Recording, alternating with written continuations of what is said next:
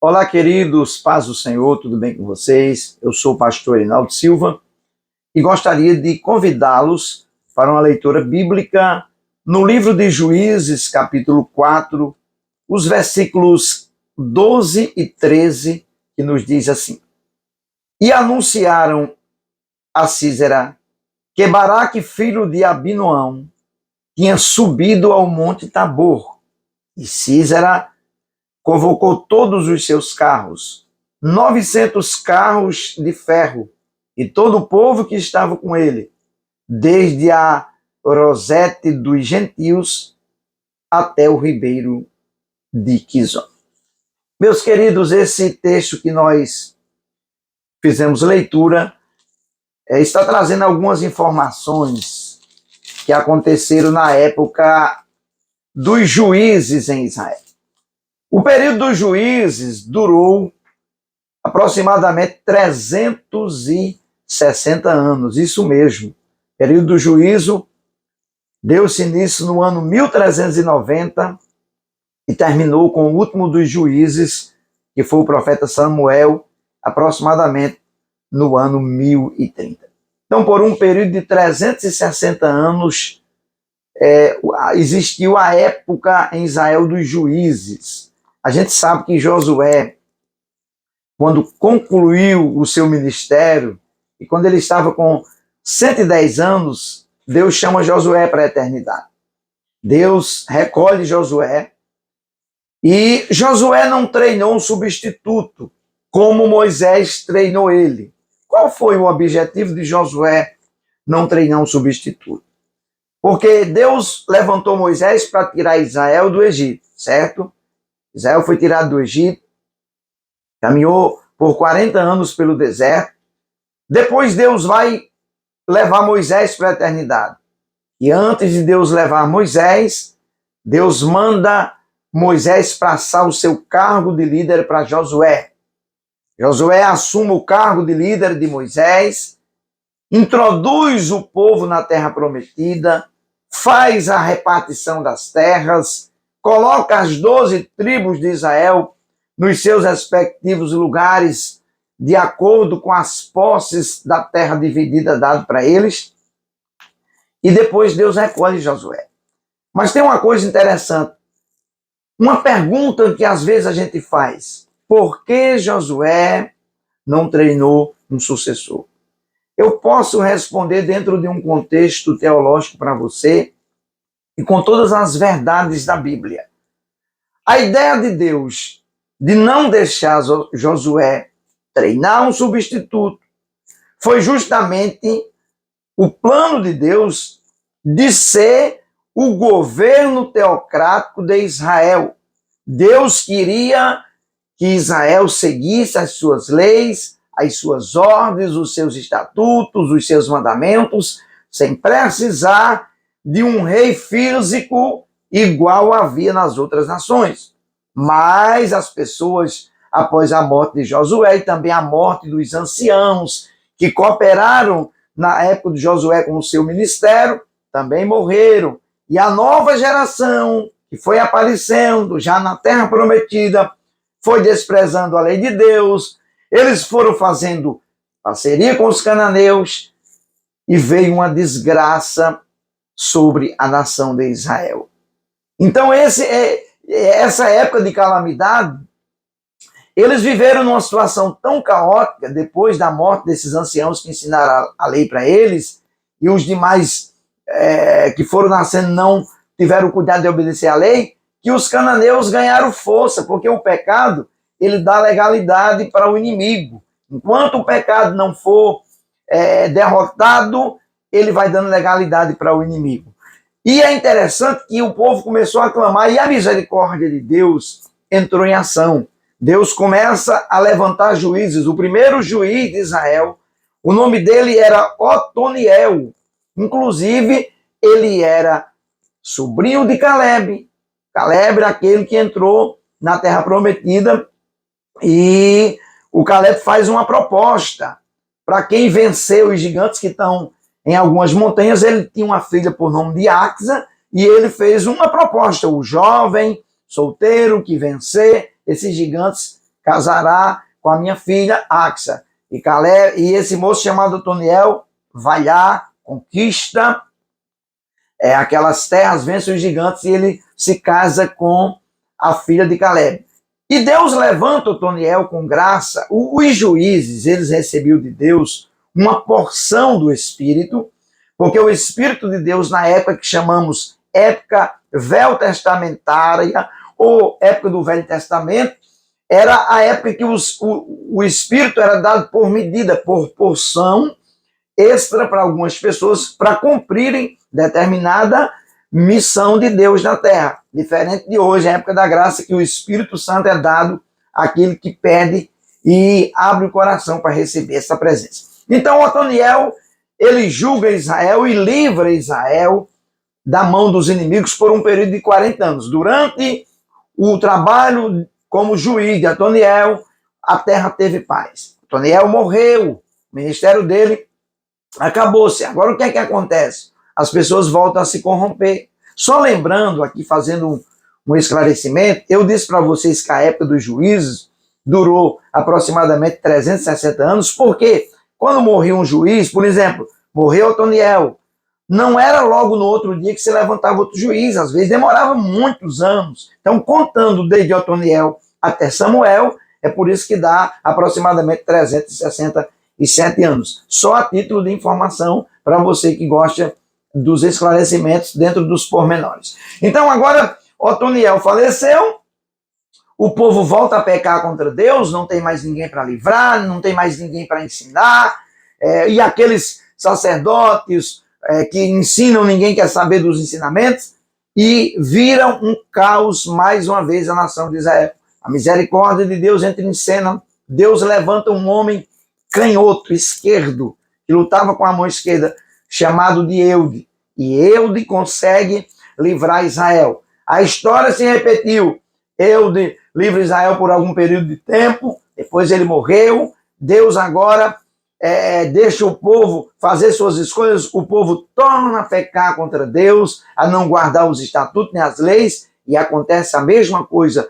Os cananeus dominam eles outra vez, escravizam eles tornam a clamar. Deus levanta agora um terceiro juiz chamado Sangar. Sangar estende sua mão debaixo da unção de Deus e livra mais uma vez a Israel. Tornou-se a repetir a mesma história. 3 juízes já passaram por Israel desde a época da partida de Josué. O povo voltou a se corromper.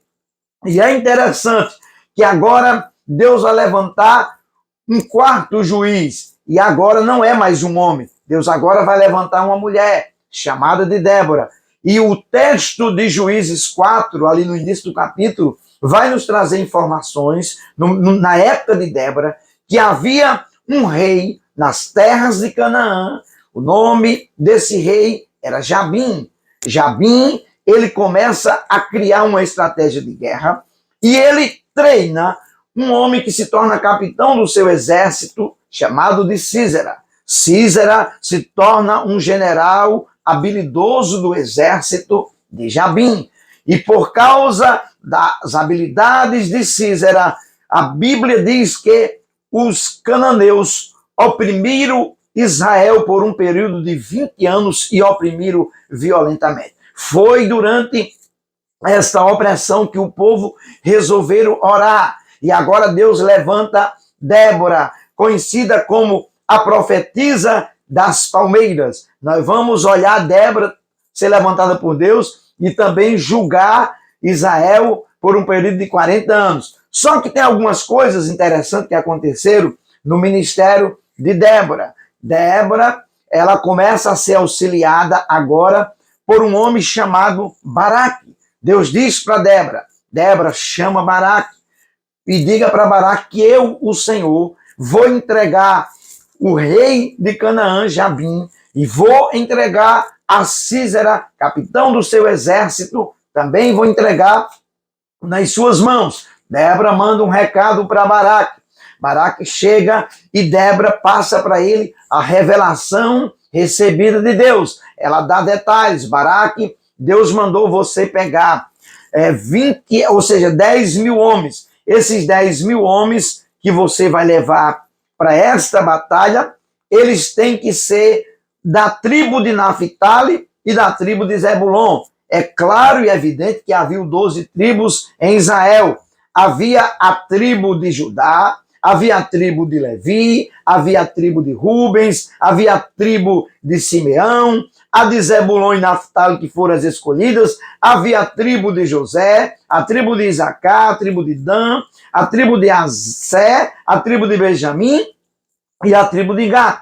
Mas Deus falou de forma detalhada para Débora: diga para Baraque que eu não quero homens das outras 10 tribos, eu quero da tribo de Naphtali e Zebulon. Quero dizer para você que Deus, quando faz uma escolha, e nós obedecemos a escolha de Deus, quando Deus nos orienta para fazermos algo, e nós fazemos dentro da vontade diretiva de Deus, as coisas fluem de forma extraordinária. Baraque diz para Débora: por mim está tudo bem, Débora, eu vou fazer tudo que Deus está orientando você. Mas tem um detalhe, Débora, eu tenho uma reivindicação para fazer. Eu tenho uma solicitação para lhe fazer. Ela diz: pois bem, Baraque, faça o seu pedido, e tentando dentro da normalidade, se houver condições, o seu pedido será cumprido. Ele disse: eu quero, Débora, que você vá conosco para a batalha. Deus tinha dito para Débora dizer para Baraque que subisse a um monte chamado Monte Tabor. Esse Monte Tabor, ele fica a 575 metros acima do nível do mar. Ele fica aproximadamente 17 quilômetros do mar da Galileia. O chamado Monte Tabor, que aparece apenas 3 vezes na Bíblia. Só a título de informação, esse Monte Tabor é aquele monte que nós conhecemos também como o Monte da Transfiguração. Lembra-se quando Jesus sobe mais os discípulos para orar e Jesus se transfigura num corpo de glória, as vestes resplandecem, aparece na transfiguração de Jesus, naquela visão que os apóstolos viram, aparece Elias e aparece também Moisés. Pedro fica meio atordoado e diz para o Senhor: vamos fazer aqui 3 cabanas, uma para Elias, uma para Moisés e uma para o Senhor. Mas era uma visão que Deus estava mostrando, Jesus estava dando um ensinamento para os seus apóstolos. Então esse Monte Tabor, que Deus deu a ordem para Baraque subir lá mais os 10 mil homens, havia uma estratégia. Por quê? Eu vou explicar para vocês. Em frente ao Monte Tabor passava um ribeiro. A Bíblia chama de Ribeiro de Quizon. Esse ribeiro ele tinha uma extensão de 70 quilômetros. Não era um rio muito grande. Às vezes, quando dava alguma cheia, chovia bastante e passava muita água. Então ele ficava um pouco maior. Mas o normal era um riacho, era um ribeiro, chamado de Ribeiro de Quizon. Então Baraque disse para Débora: eu subirei o Monte Tabor com os 10 mil homens, não tem problema nenhum.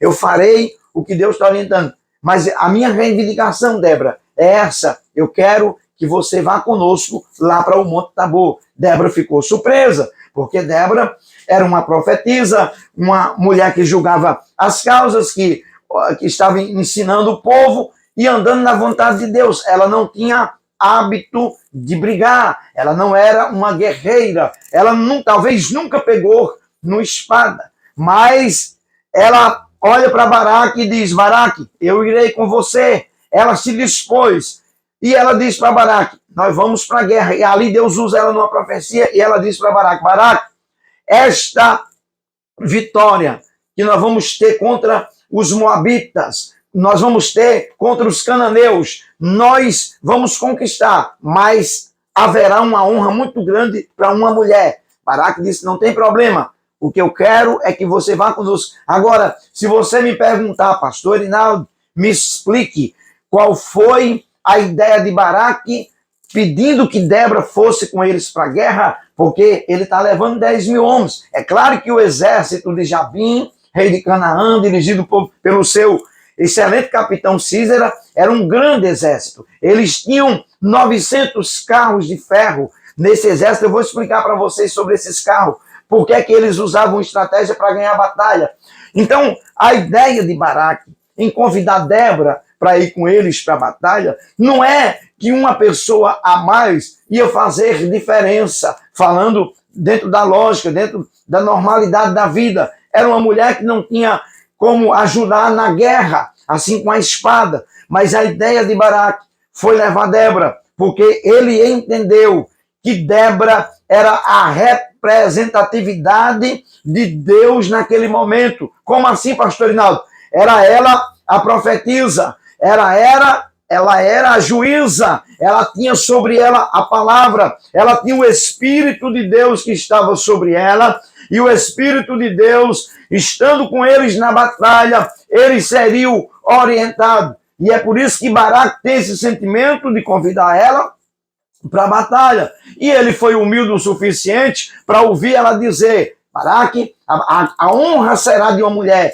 Ela também não está falando dela, ela está falando de uma mulher anônima chamada Jael, que vai cooperar também nesta batalha. Pois bem, Baraque sobe o Monte Tabor, Débora também sobe o Monte Tabor. Os 10.000 homens, entre os homens de Naphtali e Zebulon, também sobem o Monte Tabor. Ficam lá em cima do monte. Quando eles chegam no cume do monte, o capítulo 4, versículo 12 do livro de Juízes, onde fizemos leitura, o texto diz que uns homens avisaram a Sísera, capitão do exército de Jabim, dizendo: olha, general Sísera, tem um homem chamado Baraque, que está lá em cima do Monte Tabor. Está ele lá, mas uns homens com ele. O Deus tinha dito para Débora: diga para Baraque que suba ao Monte Tabor, porque eu vou atrair o exército de Sísera, governado por Sísera, lá para o monte. Deus tinha uma estratégia. Deus tinha um plano aonde Baraque não tinha. Deus tinha um plano onde Débora não tinha, onde os 10.000 homens da tribo de Naphtali e Zebulon também não tinham um plano. Deus tinha um projeto para acabar com o sofrimento de 20 anos. Quero dizer para você que Deus tem planos aonde você e eu não estamos vendo o plano. Há um atributo em Deus chamado presciência. A presciência de Deus conhece o futuro. Eu louvo a Deus porque eu sei que Deus está trabalhando por trás dos bastidores para dar vitória a você que acredita na palavra dele.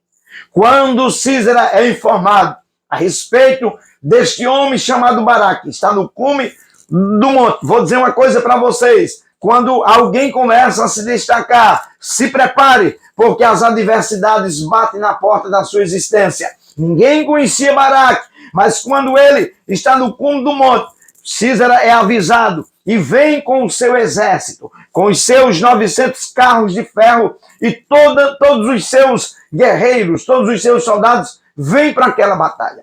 Quando eles chegam em frente ao Monte Tabor, eles acampam-se em frente ao monte, justamente dentro do ribeiro de Quizon. Exatamente, eles ficam dentro do ribeiro, o ribeiro estava vazio, não era época de chuvarada, eles estão lá se preparando para subirem o monte para atacarem a Baraque e a Débora e os 10.000 homens da tribo de Naphtali e Zebulon. Mas o Deus da palavra, o Deus que tinha falado para Débora que Deus haveria de dar vitória, entrou em cena. Eu disse para vocês que lhes explicaria qual era a estratégia de Sísera para vencer as batalhas com aqueles 900 carros de ferro.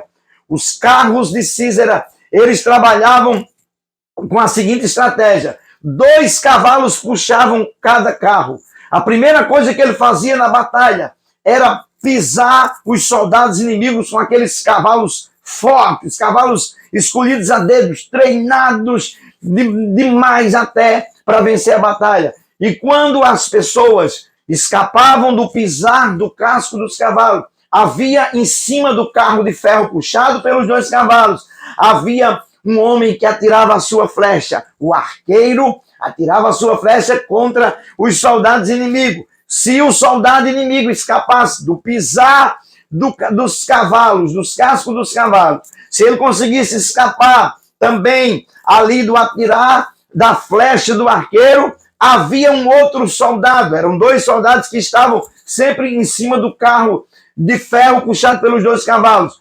Estava ali um outro soldado com uma lança. Então, se alguém escapasse do pisar do casco dos cavalos, do disparar da flecha do arqueiro, havia um moço preparado, habilidoso para jogar a sua lança. Digamos que o soldado, adversário do exército de Jabim, conseguia escapar do pisar do casco dos cavalos, conseguia escapar da flechada do arqueiro, ou do atirar da lança, do lançador de lança. Eles pegavam aquele carro de ferro, eles desconectavam dos cavalos e jogavam em cima das pessoas. Então eles tinham essas 4 alternativas, mas Deus tinha dito para Débora: vou entregar os carros de ferro, os seus cavaleiros, o rei Jabim e a Sísera nas suas mãos. Quando Sísera está lá embaixo do monte, se preparando para o seu exército subir, a Bíblia diz aqui no capítulo 5 de Juízes, no cântico de Débora, ela disse que o Senhor começou a fazer gotejar, ou seja, Deus começa a mandar uma chuvarada, Deus começa a mandar tanta água, que no capítulo 5 aqui do livro de Juízes, versículo 22, no cântico que Débora e Baraque cantaram após a vitória, o texto diz que os cascos dos cavalos de Jabim começaram a se quebrar. Deus fez brotar água do ribeiro. As chuvas que desceram com muito impeto naquele dia foram favoráveis naquela batalha para Israel. Enquanto Sísera está ali assombrado com aquelas muitas chuvas que começam a descer naquele lugar, Deus começa a trabalhar. Agora imagina os 900 carros puxados, cada um por 2 cavalos. Começaram a ter um momento de crise, porque os cavalos começaram a pisar lá nas águas do Ribeiro de Quizon e os cascos dos cavalos começaram a se quebrar. Eu gosto aqui, vou ler para vocês, estou com minha Bíblia aberta aqui, Salmo 46. Isso aqui, quando eu li, eu fiquei maravilhado com isso aqui, e eu vou fazer uma junção aqui com esse texto que estamos refletindo aqui no livro de Juízes 4. Olha o que é que diz o Salmo 46, apenas o verso 9. Olhe a palavra profética que está nesse salmo. Ele faz cessar as guerras, ou seja, dá cabo na guerra, até o fim da terra. Olha só, quebra o arco, corta a lança e queima os carros no fogo. Eu disse para vocês que Sísera tinha essa estratégia, pisar as pessoas com os cascos dos cavalos, mas o Senhor fez o casco dos cavalos se quebrar. Ei, Deus corta o arco, está aqui, está escrito, Deus quebra o arco. Imagine quando o arqueiro, os 900 arqueiros pegaram os arcos para jogar contra os homens de Naphtali e Zebulon que estavam com Baraque. Deus começou a quebrar os arcos, porque a Bíblia diz que Deus quebra o arco do forte. Mas haviam 900 homens com uma lança, mas a Bíblia está dizendo aqui no Salmo 46 que Deus corta a lança. Mas tem os carros de ferro, não tem combustão, não são motorizados, mas a Bíblia diz que Deus queima os carros no fogo. Irmãos, o exército de Jabim, comandado por Sísera, começou a entrar em crise. E a Bíblia diz aqui em Juízes, capítulo 4, que Deus começou a permitir que os homens de Naphtali e Zebulon destruíssem aquele exército inimigo ao fio da espada. Olha que coisa linda, capítulo 4 de Juízes, versículo 14. Débora está lá em cima do monte, por isso que Baraque pediu que ela fosse. Olha lá no monte o que é que ela diz, capítulo 4 de Juízes, versículo 14. Então disse Débora a Baraque: levanta-te, porque este é o dia que o Senhor tem dado a Sísera na tua mão. Porventura o Senhor não saiu adiante de ti? Ela fez uma pergunta para Baraque agora. Baraque, pois, desceu do monte Tabor e 10.000 homens com ele. O versículo 15. E o Senhor derrotou a Sísera e todos os seus carros. Olha aí o que é que eu estou falando para vocês. E a todo o seu exército ao fio da espada diante de Baraque. E Sísera desceu do carro e fugiu a pé. E Baraque perseguiu os carros e o exército até a Rosete dos gentios. E todo o exército de Sísera caiu ao fio da espada, até não ficar um só. Porém, Sísera fugiu a pé, a tenda de Jael, mulher de Ebé, o queneu. Portanto, havia paz entre Jabim, rei de Azor, e a casa de Ebé, o queneu. Preste atenção nisso aqui. Olha só o método usado por Deus, mas no método de Deus está a palavra. Lá no cume do monte, Débora orienta. Por isso que Baraque pediu que ela fosse. Irmãos, tudo que tem a palavra funciona, porque a palavra é a palavra da graça, é a palavra da salvação. Deus tem compromisso com esta palavra, que no Salmo 138, verso de número 2, está escrito que Deus exaltou a sua palavra acima do seu próprio nome. Eu estou falando da palavra do Deus vivo. Josué dava tanta credibilidade a esta palavra que no capítulo 21, versículo 45 do seu livro, ele fez uma declaração dizendo: nenhuma das boas palavras de Deus faladas ao seu servo Moisés deixou de se cumprir, mas cumpriu-se toda a palavra de Deus. Eu estou me lembrando do que Jesus disse em Mateus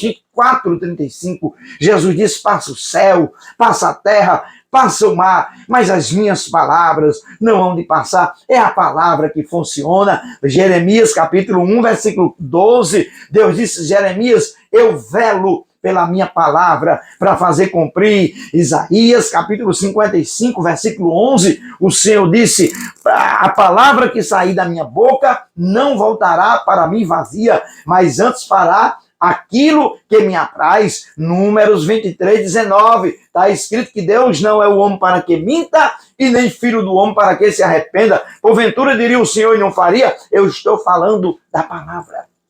Eu estou falando de um Deus da palavra, que cumpre a palavra. Agora vejam bem, Deus tinha dito que entregaria o exército de Jabim, entregaria o rei, entregaria Sísera. Sísera foge e ele vai para a tenda de uma família que ele conhecia, lá para a tenda do seu amigo particular, né, chamado Ebé, o queneu, esposo de uma mulher que até então é anônima, chamada Jael. Esse moço queneu chamado Ebé estava viajando quando aconteceu isso. Sua esposa está em casa, na sua tenda. Não era normal, dentro da cultura daquela região, um homem entrar em tenda de mulher. Ninguém ia achar o Sísera, capitão do exército de Jabim, escondido na tenda de uma mulher. Mas havia um projeto de Deus. Quando ele chega e pede socorro na casa dos seus amigos, ela lhe trata com muita prudência, com muita coerência, e ele pede para ela água e depois pede para que ela cubra ele e não diga para ninguém que ele está ali. Ela usou de estratégia, de sabedoria. Ela dá leite para ele, o leite fermentado, para dormir mais rápido. Quando ele toma o leite e vai para um lugarzinho escondido, ela cobre ele e ele deu ordem. Diz para todo mundo, se perguntaram, diz para as pessoas que eu não estou aqui. É claro que ninguém ia perguntar, porque era uma tenda de mulher e havia um respeito, ninguém entrava na tenda de uma mulher. O Sísera foi estrategista, mas Deus estava vendo, Deus estava trabalhando, Deus tinha falado e Deus honra a palavra. Deus tem compromisso com a palavra dele porque ele é poderoso. Pois bem, quando ele dorme, essa mulher entra em cena, a mulher anônima chamada Jael. Para vocês terem uma ideia, nós só temos duas mulheres na Bíblia chamadas de benditas ou bem-aventurada. Primeiro, Maria, a mãe do Salvador. Ela é chamada de bendita sois vós entre as mulheres, proclamado pelo próprio anjo. Agora, quando Débora canta o seu canto no capítulo 5 de Juízes, ela elogia e ela chama esta mulher chamada de Jael de bendita. Deixa eu ler para vocês, Juízes 5, 24. Olha o que é que Débora diz sobre essa mulher chamada Jael. Bendita seja entre as mulheres Jael, mulher de Ebé o queneu. Bendita seja entre as mulheres das tendas. Foi chamada de bem-aventurada. A mulher anônima agora entra para a história sagrada da palavra de Deus, porque se disponibilizou a fazer aquilo que Deus estava determinando que fosse feito. Ela pega uma estaca de madeira da cerca, da tenda, Olhe bem, eu quero fazer aqui uma colocação, dar uma explicação bem lógica para uma coisa que eu considero bem relevante aqui dentro deste assunto. Olhe só, essa mulher chamada Jael, ela armava a sua tenda, ela tinha habilidade. Armar uma tenda não era um trabalho fácil, as madeiras eram pesadas, mas isso ia treinando as mulheres que faziam esse tipo de trabalho. Por isso que quando o Císara, capitão do exército de Jabim, se esconde na tenda, ela vai lá e pega uma estaca da própria tenda e a tenda não cai, porque se ela não tivesse habilidade, se ela não tivesse sido treinada pelas circunstâncias da vida, quero dizer para você, meu irmão, minha irmã, que às vezes o que você está fazendo, até desgostoso com o seu trabalho, com o momento que está vivendo, é Deus treinando você, porque vai chegar a hora que Deus vai precisar usar você naquilo que Ele lhe treinou. Então ela vai lá, a Jael pega uma estaca na cerca e vai lá lentamente, pega um martelo, ela tinha habilidade, ela era acostumada a fazer tenda, tirar uma estaca daqui e não cair, e ela crava sobre a fronte desse homem chamado Císara e bate com o martelo e ele morre. Daqui a pouco vem Baraque desesperado, talvez Baraque esteja dizendo, mas Deus falou que era hoje que ia entregar o inimigo nas nossas mãos. Deus é fiel com a palavra. Daqui a pouco Jael se apresenta e diz, eu sei quem você está procurando, deixa eu lhe mostrar, o homem que você está procurando está aqui morto, eu matei ele, eu destruí ele. A honra dessa mulher chegou, porque era um negócio de Deus. Então aqui está uma história linda que aconteceu na época dos juízes de Israel. Deus levanta Débora. Depois de Débora aparece no cenário um juiz que nós conhecemos chamado Gideão. Depois de Gideão aparece Tolá, depois Jair, depois Jefité, que era filho de uma prostituta, depois Ibissã, Elon e Abidom. Depois de Abidom aparece no cenário da história um dos personagens mais conhecidos da Bíblia, Sansão. Depois de Sansão aparece o Eli. E depois de Eli aparece Samuel, que foi o último dos profetas. Eu quero que você guarde essa palavra com você, porque Deus falou o seu coração. Deus destruiu os adversários de Israel, porque Deus é fiel para cumprir a sua palavra. Deus abençoe. Se ainda não segue o pastor Erinaldo nas redes sociais, nos sigam, se inscreva no nosso canal, ative o sininho da notificação, porque muitas mensagens igual a essa e outras semelhantes você vai ouvir aqui no nosso canal. Deus abençoe, um abraço, fiquem com Deus, em nome de Jesus. Amém.